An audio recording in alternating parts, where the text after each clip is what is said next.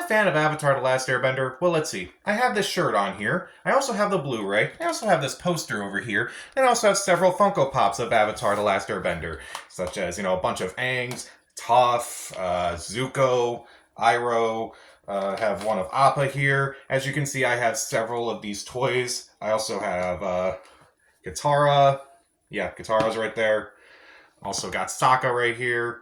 And also have this one right here from Sozin's Comet, which I thought was pretty cool. So with that all the way, let's talk about the new version of Avatar The Last Airbender.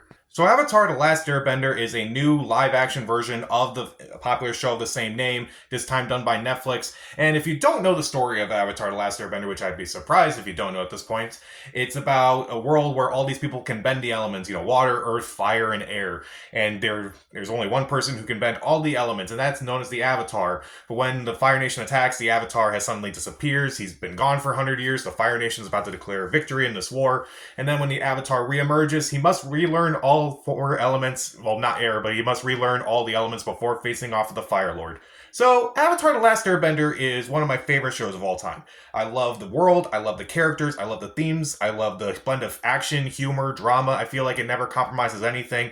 I love the majority of the episodes. I just love everything about this show, honestly, and I kind of want to do a deep dive of it one day, but that's for another time, maybe when the movie comes out next year.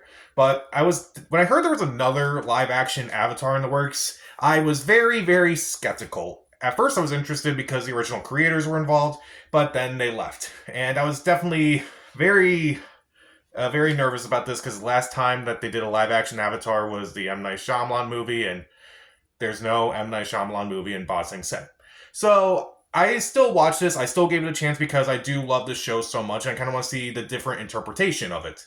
And while I can't say it's as good as the original Avatar, I can't really say it's insulting, like, M. Night Shyamalan's version. So let's start off with the things I do like in this movie. I do like most of the actors in this movie, surprisingly. I do like the actor who plays Aang. I thought he did a good job. I thought his character was very well done. I thought his arc was pretty interesting in the show. The actor who plays Sokka, I thought he did a really good job too. Ian Osley, I thought he actually did a pretty good job of like trying to capture what Sokka was kind of like on the show while still trying to make it his own. Dallas Liu, I thought he did a decent job as Zuko. Paul Seong Lee, I thought he did a really good job as Iroh. I thought he was really good. Definitely one of the bigger highlights of the show, and I do like some of the changes that they do make with his character. A few other actors do a decent job, like the actor who plays Sozin in this movie, Daniel Day Kim. I thought he did a really good job. He's kind of a lot more intimidating, and we kind of get to see a little bit more of him, because in the original show, he only appeared at around season 3. So I kind of like to see him a little bit more in this. Also, Lim K-soo, I'm probably mispronouncing that, but I thought he was really good. He played Gyatso in the show, and he's not in the show very much, but I did think he left a little bit of an impact at least. And I do think there's a lot of world building that's actually really well done. Sure, it's mostly CGI, but I do find the world building of this show very fascinating as well. Definitely looks very much unique, but also kind of like paying homage to Avatar in some way. I do like the way it looks. I do really like the world building. There's some fight scenes and a lot of action, particularly in the first few sets of episodes, that are really good. Like, I really dug the fighting at first, but as the show kind of went on, I kind of noticed that some of the fighting was not as great, but I'll talk about that. And I do think Aang's crisis in this season is a little bit more interesting. Like, he's supposed to be learning all these elements, and he's supposed to be finding masters and such. But here, he's kind of like still trying to process everything that's kind of happened to him. Like prior, he kind of loses pretty much everyone that he's known in his entire life. And I do think it is fascinating to kind of see that perspective, kind of see that as well. So, and I also honestly do like the fact that this show kind of skips a lot of the stuff from season 1, because even though I'm a huge fan of Avatar, there are some episodes of the first season where I'm like, that did not need to happen. That could have been skipped over. And they do kind of skip over a lot of stuff from the first season, which, you don't really need. You don't need the fortune teller episode. You definitely don't need the Great Divide episode. And even though they kind of mesh some things together, which I'll kind of get into, it definitely kind of keeps things moving at least. Whereas I feel like some of those episodes in season 1 were definitely more filler episodes than anything else. And I definitely felt like there was an attempt to make something that was, respectable of the Avatar franchise, but also try not to either copy it or, basically kind of destroy it. Again, kind of like Shyamalan did. there definitely feels like someone who was behind the camera was like, yeah, we really do respect this, and we're going to try to do our own thing with it and still try to be creative with it.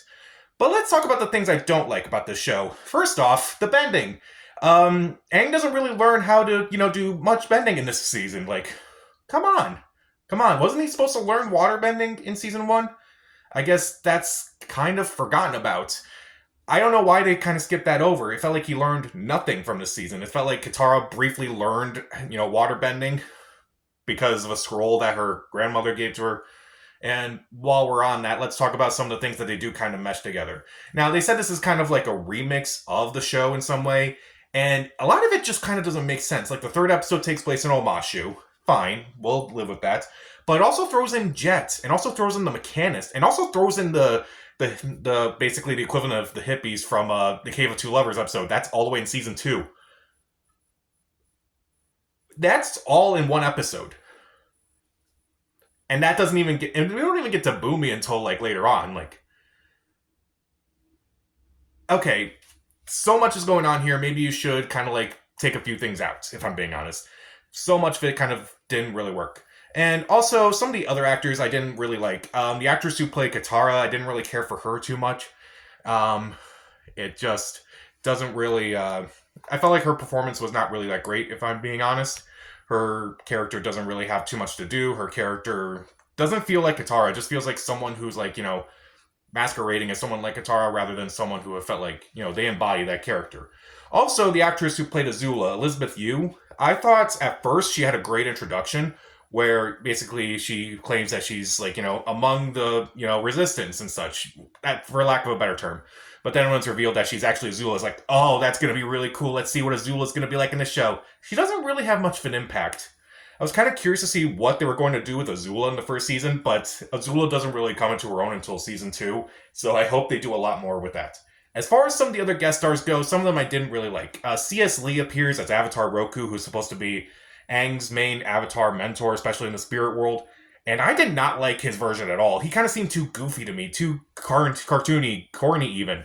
It just felt like that was not Roku in my opinion. Also, Utkarsh Ambudkar, I'm probably mispronouncing his name, but he plays Boomy on the show, and I did not really like his version at all. He seemed a lot more cynical, a lot more angry, and I'm like, I don't even believe him as Boomy, if I'm being honest. Also, let's talk about, like, even though I did mention is like it still tries to be respectful of the show and also try to do its own thing, there are some moments where I'm like, it tries so hard to be different, but also tries so hard to be like the original. And sometimes they just straight up quote direct lines from the original. This is not a Disney live action remake. Okay, it's a live action remake, but still.